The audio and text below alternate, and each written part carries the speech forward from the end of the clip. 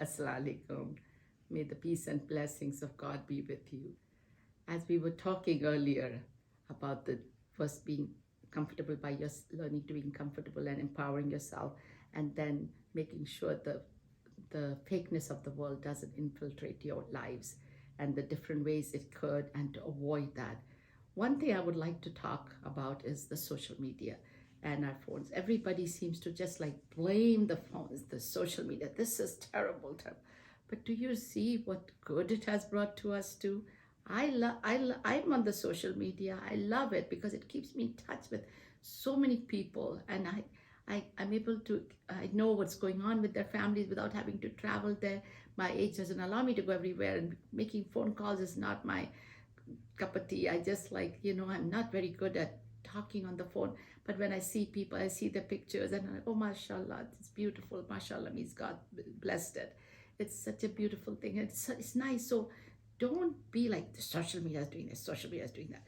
The social media is only as good as you let it be. Use it wisely. Use it to communicate. Use it like you can Google, you can find so much information, and you can send a text to a loved one 10,000 miles away. If I travel overseas and I need to communicate with my children, I just send it. It's not like I have to book a call. And I've lived through that. Remember, I was telling you I'm 70 years old, and I have lived through the time when our phone calls, we could not make overseas phone calls. We had to book a call and wait for a week. When they connect us, the operator will call like, your call has been connected. And we're like, hello, hello, hello, and hello, hello, and that's it. And the bill would be like $70, and we could not even afford that. So we didn't even use it. Now we have FaceTime, we have all we can see loved one. So there's a lot of beautiful things, but there's a lot of terrible things on there. And that's always been the case. There's always been good and bad available to us outside.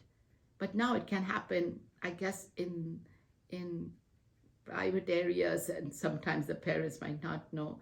But again, like I said, if we empower ourselves to be strong and understanding of ourselves, then we should be able to handle our time that we are free, and use it in a nice way.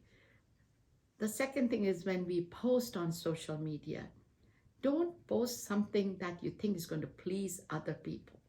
And don't post it for the sake of getting compliments. I notice sometimes, like, I'm like, everything is a study for me.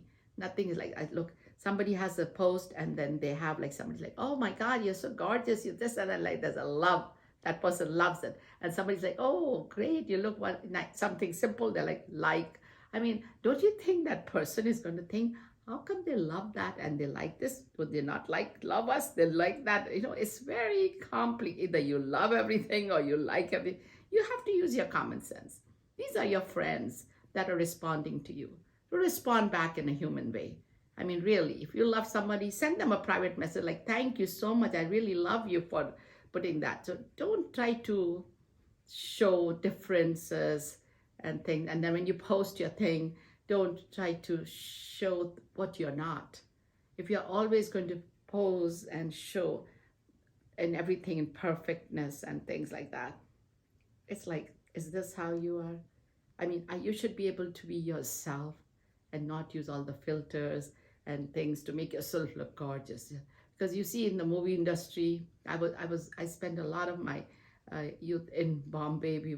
My father was in the Indian Railways, and there's a lot of the Bollywood actors in those days, of course, the much older ones. They would come and they would be shooting there for their movies and things. When they say shooting, they're like filming there for their movies.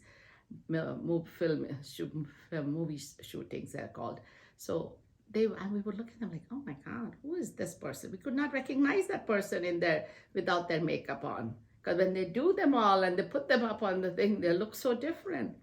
But people, when they see to these movies and they see them doing, every angle is captured in the right way, the people going like, we want to look like so-and-so, or we want to look like Shah Rukh Khan. We want to look like, I'm telling you, there's so many more men, so much more handsome than Shah Rukh Khan, and everybody's like Shah, because he is what he's paid to do. He's a good actor. He's performing. And you don't know anything about him. You might not even be able to live one day with him. I'm not saying that he's like that. I think he's a very good actor. I think he's a very nice. He's a very good. He's all-time good actor. There's no question about it. I'm just using his example. There are many people like that. But we are sadly taken by so much of the fakeness, and we are like, okay, we have to put this. Everybody now, I see kids going to school with so much makeup that I've never seen. I mean, I still don't wear that much makeup. I've never worn that much makeup all my life, and I'm like quite content with mine. I'm not saying I mean, I never wish to be very. I'm just happy to who I am. Who I am. My father made me feel beautiful. My husband made me feel beautiful. My sons, my daughters, my grandchildren make me, and that's enough. That's plenty for me. I feel content who I am. I don't need for anybody to tell me I'm beautiful or not, because it's none of their business. I'm. What are they going to do finding me beautiful? What is it? I mean, if I'm beautiful, ugly, anything, it's just, I have no interaction. I'm your friend. We'll talk together. We eat together. Then they're done. That's it. But my children, my husband, my immediate family, and they come and say, it makes you feel so special. So the beauty is within your family. Everything has to be contained. We don't have to be flaunting things, our wealth, our beauty, our muscles. If you're going to exercise, don't act like you have all these apps and all that, whatever it is, go do it for health. Don't do it to show things off and then think that this is all very unhealthy things. So try to understand the media, and just like you would pick out books at the library or go to a bookstore and pick out books that are easy to read, I would work the same way.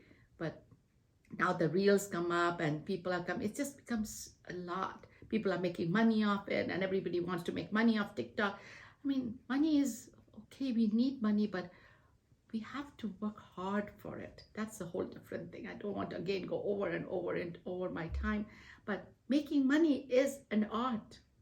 It doesn't have to be like come fast and go fast. Everything is falling on the wrong track. Let's put everything back on its track. Let's bring our lives back where they belong. Every part of our living, our spending, our day-to-day activities. Let's live a quality of life, and let's be that person that is always there to have your hand, to hold on to another person's hand, and vice versa. Let's all be a strength to this world. Let's be a strength to each other. Let's not be so difficult about ourselves. Don't be hard on yourselves. And if you feel that you need to sit down and look into your blessings and know that you are loved. I promise you, each and every one of you are loved. Thank you so much. Inshallah, God bless you, protect you all, and give you a beautiful life. Assalamu alaikum. And I hope you enjoy your cup of tea. Okay, thank you.